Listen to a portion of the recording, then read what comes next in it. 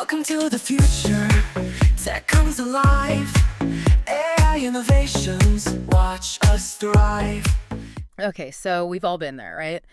You see some post on Bluesky, maybe it's, I don't know, a funny meme or like a really interesting article, and then like later you want to find it again and it's like gone. Oh, yeah. Vanished. And you're like, how do I find this again? Yeah. So today, we're doing a deep dive all about how to like basically become a Bluesky search ninja. Ooh, I like that. And we're going to use this cool document called Pasted Text, which outlines a lot of techniques. So we're going to uncover secrets, analyze trends, and, hopefully find some cool stuff along the way. Yeah. And, I think a lot of people think of Bluesky search as like pretty basic, right? You just type in some words and hope for the best. But there's actually like a whole other layer of functionality that I think most people just aren't even aware of. Really? Like, did you know you can like filter by date range? Oh. You can filter by language. You can even like dig into posts from a specific website. Okay, I am intrigued. But let's start with like the basics. When I type in a word or a phrase into the Bluesky search bar, what is it actually doing? So when you type in a word or a phrase, Bluesky is looking for it anywhere in a post's text. Okay. But here's like a little bonus. It also checks the alt text description for images. Oh. So even if a word isn't directly in the post, Yeah. like in the text of the post, you might still find it if it's, describing an image. That makes a lot of sense. I feel like I've had searches turn up things that, like, I didn't see the keyword, but it must have been in the image description. Exactly. Yeah. Okay, so the source material mentions using quotes to refine our searches. So tell me about that. So think of it like this. A regular keyword search casts a wide net. Right? So if you search for like climate change, you're going to get anything that mentions either of those words, like climate, change, even if they're not related. Right. But if you put the phrase in quotes, like this climate change, you're telling Bluesky to only show you posts where those two words appear together in that exact order. Oh. It can really help narrow things down, especially for like common phrases. So it's all about precision. Now, what about hashtags? I feel like I'm just drowning in hashtags sometimes. What's the deal with that? Yeah, hashtags can definitely be a little overwhelming, but they're also like a really powerful tool for finding conversations around specific topics. Yeah. So if you're looking for posts about, a particular event, for example, searching for the events hashtag can be like a quick way to see what people are saying. Yeah, so that's like the obvious one, right? Yeah. If you're looking for like a conference or something like that, you just search for the hashtag. But the source material hints that there's like a less obvious trick involving hashtags. Something about using the hashtag symbol even when it's not an official hashtag. Can you tell me about that? Yeah. So this is where it gets kind of interesting. Yeah. So let's say you're interested in coffee. Okay. But you don't want to limit yourself to just the hashtag coffee. If you search for hashtag coffee with that hashtag symbol in the search, Bluesky will actually show you posts with any hashtag related to that word. So like hashtag coffee all over, hashtag coffee addict. Wow, so it's like broadening the search in a way that you wouldn't necessarily think of. Exactly. It's a way to tap into a wider range of conversations without having to like guess every possible hashtag. Yeah. And this type of thinking, like this idea of going beyond like the obvious, I think, is key to really unlocking Bluesky's search potential. I'm starting to feel like a search detective already. So now let's talk about finding posts that mention specific users, because sometimes I feel like I'm like going in circles trying to find those. Yeah, you're not alone. Fortunately, Bluesky has a few tools for this. So you can use the @ symbol followed by username, which I think is like pretty straightforward. But what if someone changes their username? Well, Bluesky is pretty smart about this. Even if someone changes their username, like searching with their old one, you might still be able to like find some results.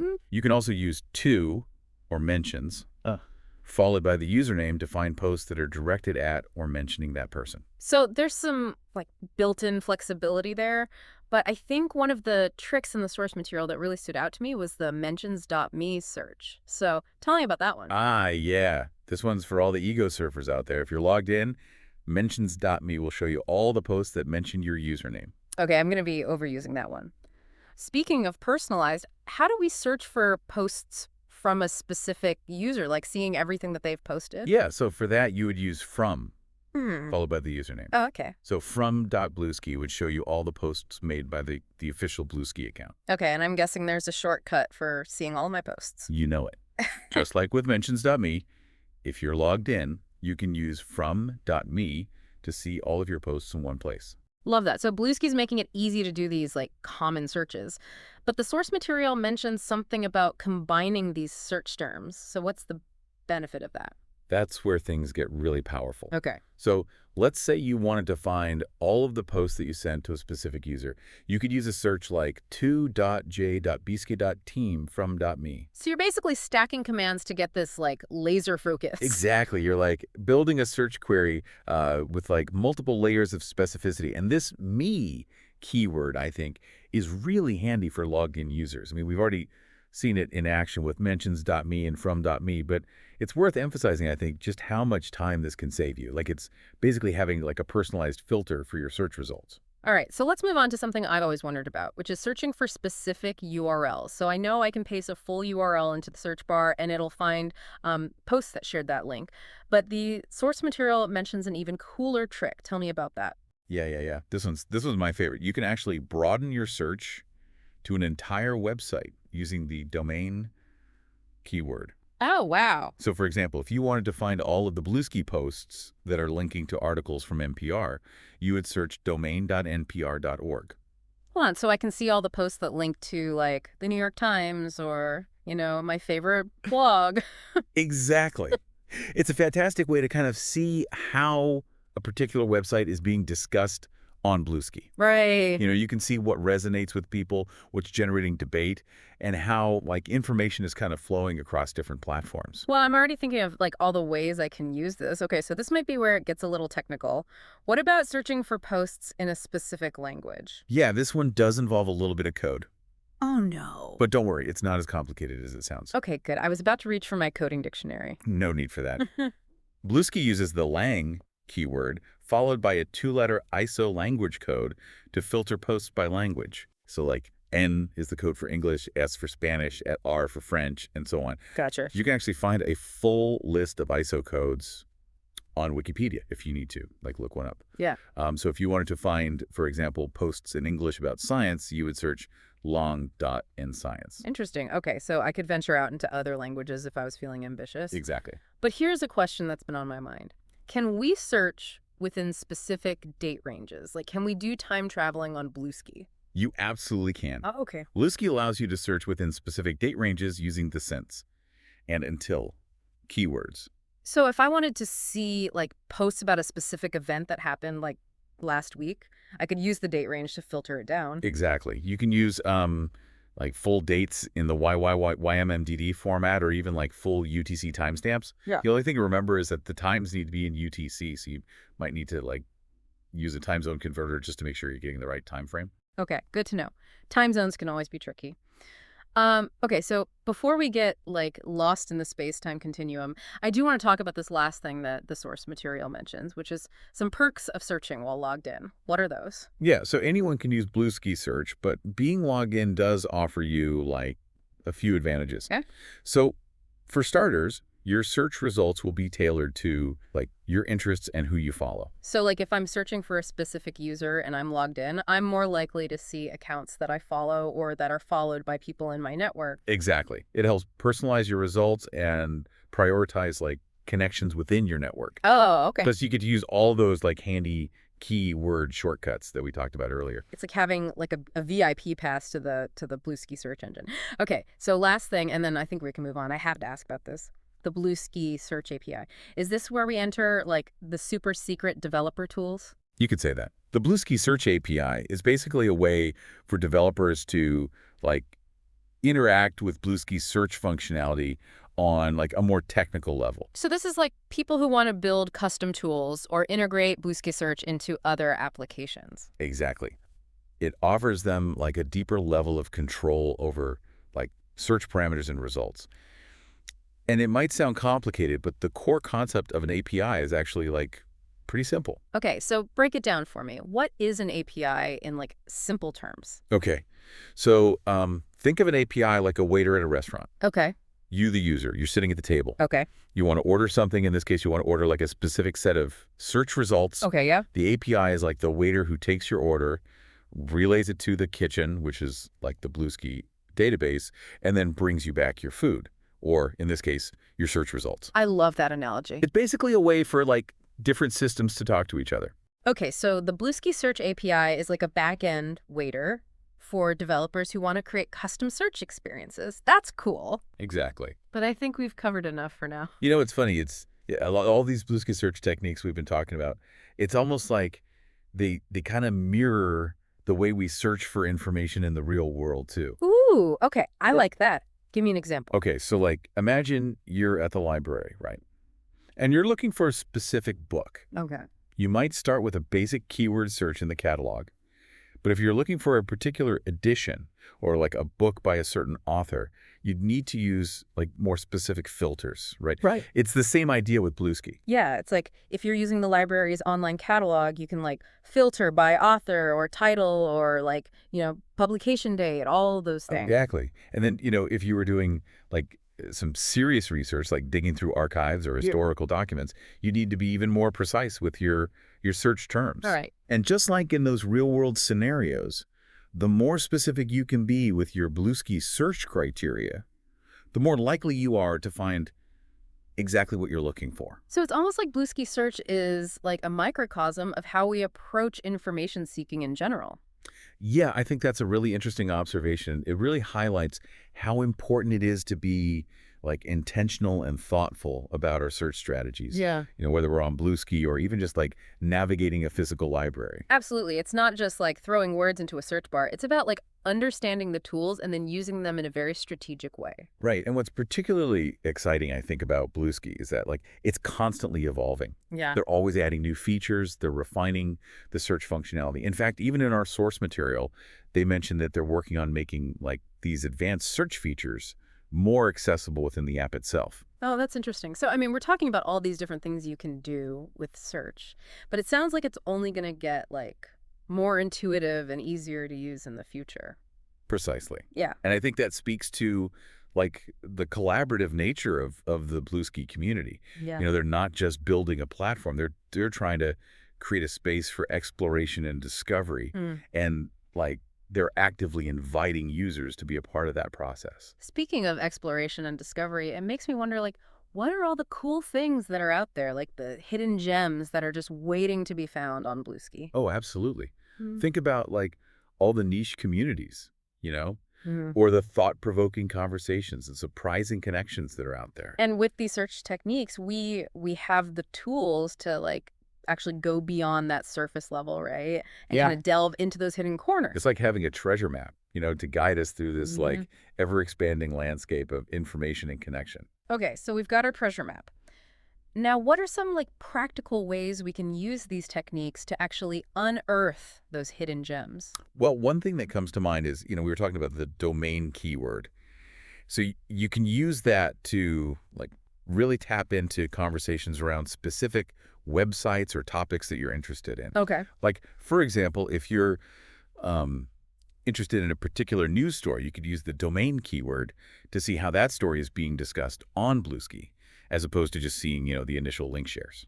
Oh, okay. So instead of just seeing that an article was shared, I can see like what people on Bluesky are saying about the article. Exactly. It's like adding a layer of like commentary and analysis to your news consumption. Wow. You can see what points people are highlighting, what questions they're asking, and like what perspectives they're bringing to the discussion. It's like having like a real-time focus group for any topic that you're interested in. Totally. And I imagine you could also use this technique to track like how information spreads across different platforms.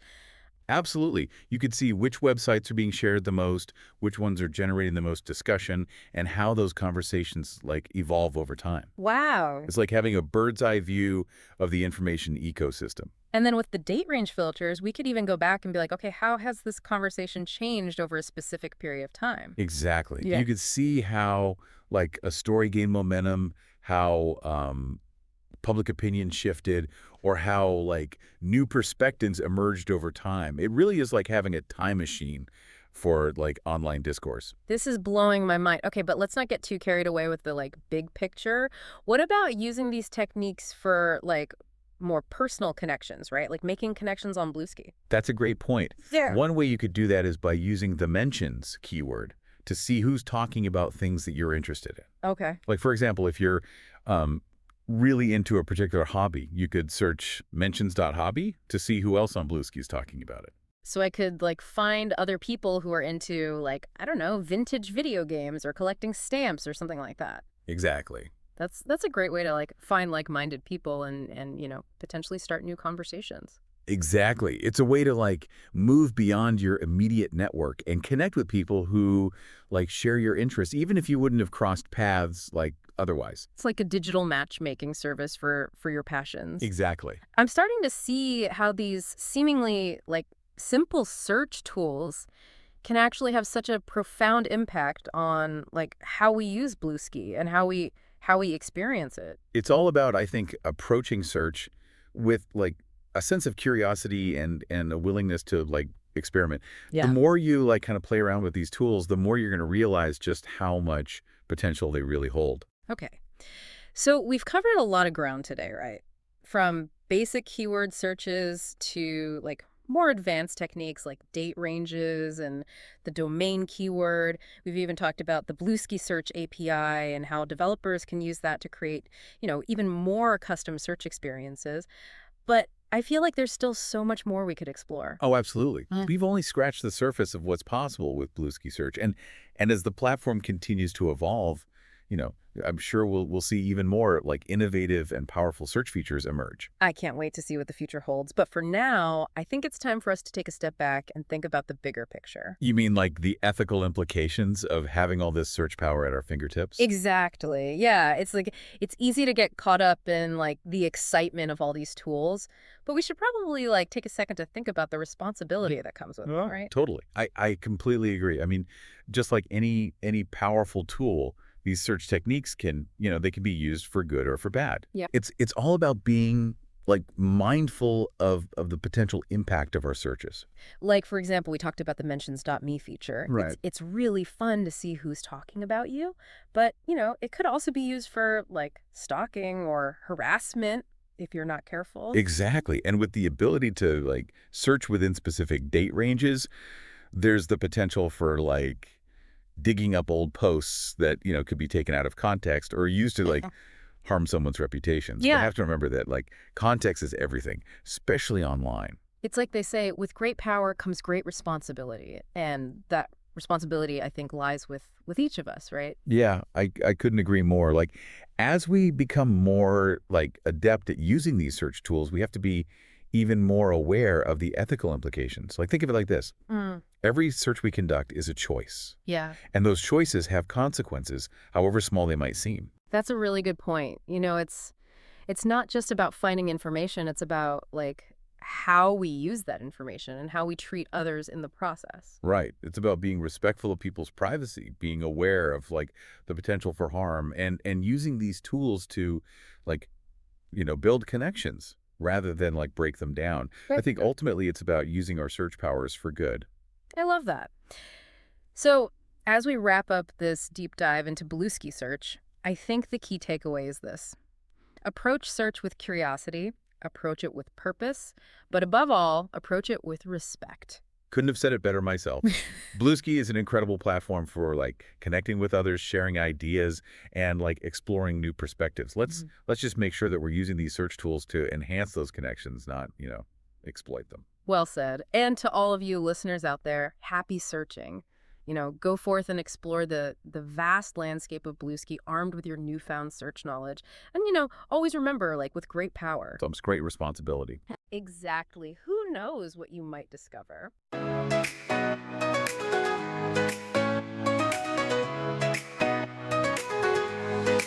Welcome to the future. Tech comes alive. AI innovations, watch us thrive. Every week we gather insights and fun. AI adventures, the best is yet to come. Join us in this journey. Together we will find the magic of tomorrow with futures intertwined.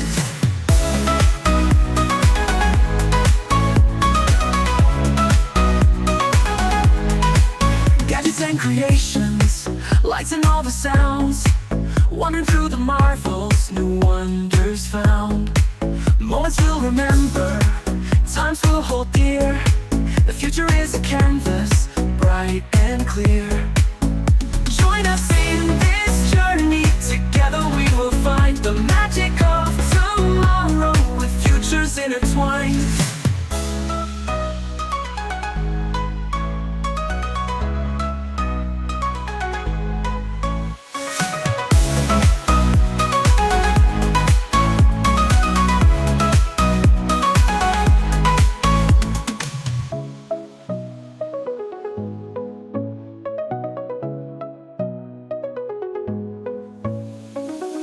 Moments we'll remember, times we'll hold dear. The future is a canvas bright and